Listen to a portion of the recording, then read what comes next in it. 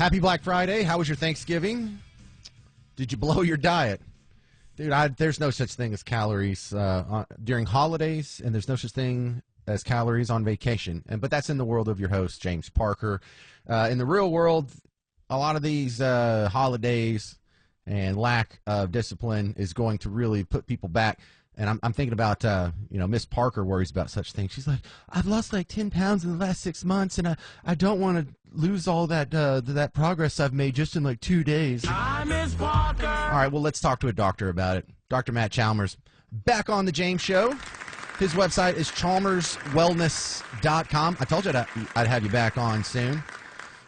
Your thoughts on people busting their diet with Thanksgiving? I mean, can one day really make that big of a difference?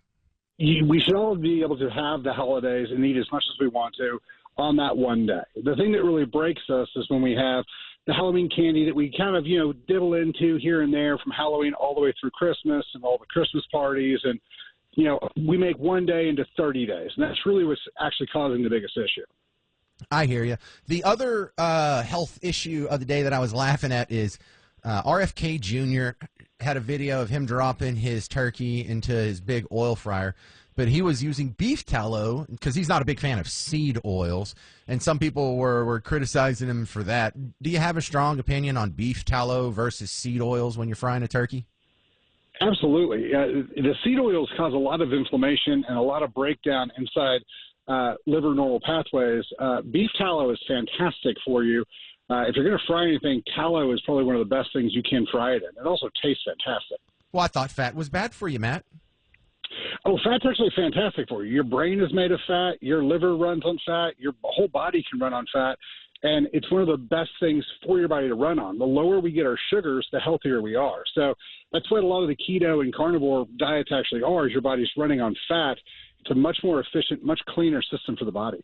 Well, what you just explained to me right now, my takeaway from that is that the superfood I am really looking for is bacon.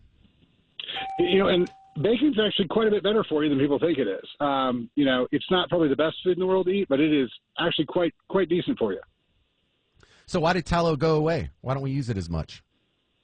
We got a bunch of really bad science and information that we try to push everything towards vegetables, because they decided that vegetables were better for you. And they did some bad research that showed that people who had heart attacks had cholesterol. And the actual research on heart attacks and cholesterol was done in 2009 by UCLA Med. They looked at 136,000 people who were in the hospital because they had a heart attack, and over 75% of them had good cholesterol levels.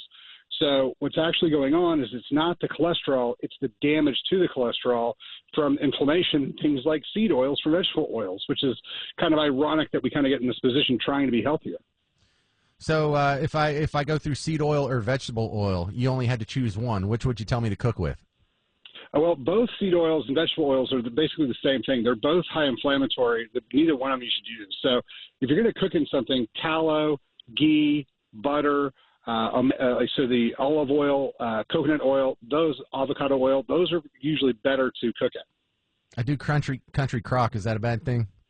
That's not good for you. I would skip away from any of the fake butters or any of that type of stuff. Just real solid straight up butter. I'm a big Kerrygold fan myself. But it's so good. I love country crock. My body's probably about 10% molecules that originated from country crock. That might be because those things take a long time to break down and they don't get out very easily. Right. My joke's not so funny anymore now, Dr. Chalmers. All right. So let's talk about the another theory I have that's not very popular is you can really relax how good or bad you eat if you would just exercise. That's going to take away some of the problems that people are trying to fix with their diet. Well, so exercise is critical, and one of the big things we're learning in research is that a lot of us are not as much over fat as we're under muscled. Yeah. However, the old expression, you can never out-train a bad diet, is 100% a thing. So we do need to watch the chemicals we put in our body on a daily basis first, and then we need to add the exercise on top of that. Yeah, I have a similar, but I don't know, maybe even opposite effect. I say it doesn't matter how good you diet. If you don't exercise, you can only look so good. Well, and that's one of those things. We do a lot of work with, the GLP-1s and the Ozempics and stuff like that. And people lose a bunch of fat. But the problem is they're like, I don't look the way I want to. I'm like, well, that's because you have to build the muscle up to actually look the way you want to. So, again, you do the diet and you lose the fat, but you got to build the muscle if you want to make your body look the way you want it to look. Do you have a smarter taxonomy as a doctor for my system where I classify people as you're either strong thin, strong fat, weak thin, or weak fat? And, you know, you can just picture these people in your head when I say them. But what's that really called from a doctor's perspective?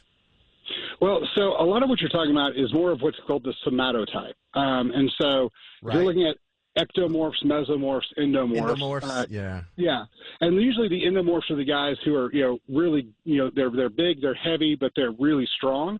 That's what you're going to see more in those endomorph guys, where they can't lose the fat, but they can build the muscle real well. That'd be your little bit better taxonomy for it.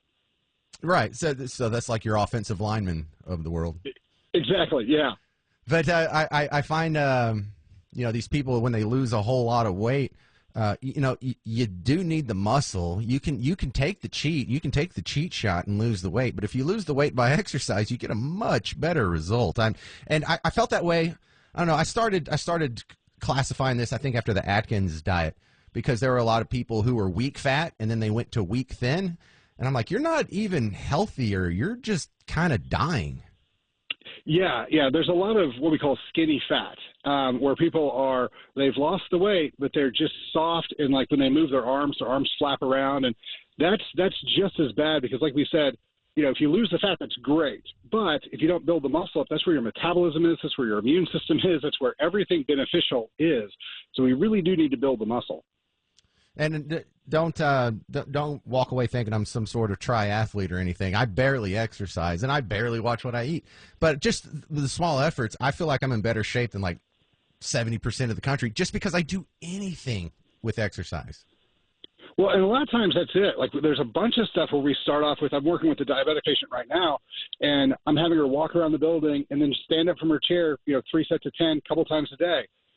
As long as we start moving, we can always move a little bit more, but getting that habit going is really, really important. Like I tell people, if you'll just go to the gym 3 days a week, I don't care if you answer emails or sleep on the bench, as long as you're there, get the habit of going started, right. Then we'll build up from there. Yeah, I every year on my birthday on the James Show, I do a lecture, and I only do it once a year because I don't want to browbeat people. But I say, if you're not exercising, start exercising. And if that sounds like too much of a mountain to climb, then just commit to exercise 1 minute a day. Can you do 1 minute of exercise a day? Because if you're saying you can't do that, it's not believable. Now you're just being lazy. And if you want to work up from there, fine. But I've had the hardest time getting the people to take that first step. But that's the thing. Is like if we can just get somebody to just make the initial effort to just start moving, it really does get easier. Because people look at me and they're like, I don't want to be a bodybuilder. And I'm like, you don't have to be. Like, you're not going to be. You're way too lazy, and that's way too much work. Have you known a bodybuilder, like one of those big beefed up guys? They lift weights twice a day, Matt. Yeah, well, I compete as well. And so it's, an hour and a half workout, 6 days a week is kind of where if you turn up to 11, that's kind of where you are. But you can always start off with, 10, 20, 30 minutes a day at your house and just start kind of working yourselves up into wherever you want to go, because a little bit is a lot better than nothing. And what's funny is people come in if they've done a little bit and they go, hey, I said I didn't need a six-pack? I'm like, yeah. I'm like, well, what's the plan look like if I did want the six-pack? Because as soon as you start putting some effort in, you start seeing some return on that investment, you're much more willing to put more into yourself to get more out. Yeah, and don't worry if because I have days where I'll go to work out and I'll do like 2 minutes and I'll be like, you know what, I'm just not feeling it today, and I'll walk away. And for those people who were concerned, I don't want to look like a bodybuilder, don't worry, pal. You're not going to look like a bodybuilder. That takes so much effort. My point is just do something. You said you lift, Dr. Chalmers? Yeah, so I lift about 90 minutes a day, 6 days a week, because I'm actually training for bodybuilding. Oh, okay. What's your max on the bench these days? So I don't do bench press because it's a locked mechanism for the shoulders, and it tears up your shoulders. I do a lot of I'll do 95-pound dumbbells. That's what I do too, because I like doing the butterflies too. You get that good stretch that you can't get with the bar. I also don't use the bar because I work out by myself and I don't have a spotter and I don't want to kill myself. That's a pretty solid rule. The way I have my grip is actually called a suicide grip, and I've actually dropped the bar and almost killed myself. So, yeah, work out with a spotter is really important. All right, Dr. Matt Chalmers, we got your website here, chalmerswellness.com. Who needs to go there? Yeah, anybody who's looking to, just kind of better themselves. I do a podcast every morning on X and Facebook under Dr. Chalmers 1, trying to get people just kind of more information on how to choose your healthcare team. And so, there's a lot of stuff. If you're just wondering, you want more information, go check it out. All right. And listen, even if you do work out, don't think that you have to start wearing Affliction and Ed Hardy T-shirts. You can still be a normal, non-meathead, nice guy. You don't have to turn into one of those. No, absolutely not. Do you have any Affliction shirts? I didn't just offend you there, did I? I actually don't. All right. Well done. All right. Chalmerswellness.com. Thank you, Dr. Matt Chalmers. Anytime, sir.